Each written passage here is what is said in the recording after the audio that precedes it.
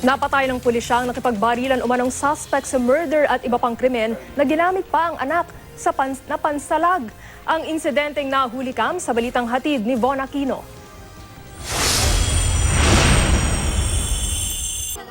Sa tapat ng convenience store na ito, nagwakas ang buhay ng karnaping suspect na si Christopher Castillo matapos makaengkwentro ang mga pulis sa T. Anzures Street, Sampaloc, Maynila.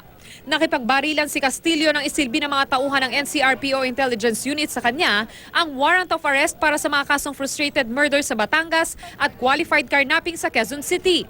Sa kuha ng CCTV ng Barangay 532, makikitang lumapit ang mga pulis sa sasakyan ng suspect.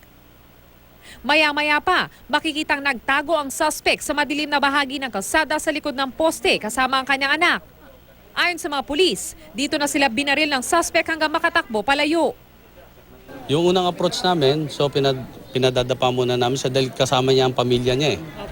So ang ginawa niya, tumakbo agad doon sa gilid ng Meralco natin, sa post.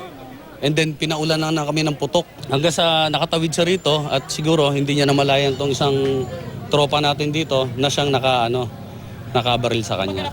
Ayon sa mga pulis, ito raw mga tama ng bala sa sasakyan na ito ay nagmula sa baril ng suspect nang magtago siya sa bahaging ito ng kalsada at matapos nga niyan ay tumakbo ang suspect dito sa tapat ng isang convenience store. Nahirapan naman daw gumanti ng putok ang mga pulis laban sa suspect. Akala nga namin hindi siya lalaban kasi kasama mo yung pamilya mo eh. So doon kami napilitan na gumanti ng putok at pilitin na sagipin yung bata sa kamay niya kasi ginagawa niyang panalag. Inabutan namin sa loob ng convenience store ang mag-iina ng suspect. Hindi ko po alam, kumakain po kami mag-ina. Nagtatago ba siya, ma'am? Hindi po, naghahanap po.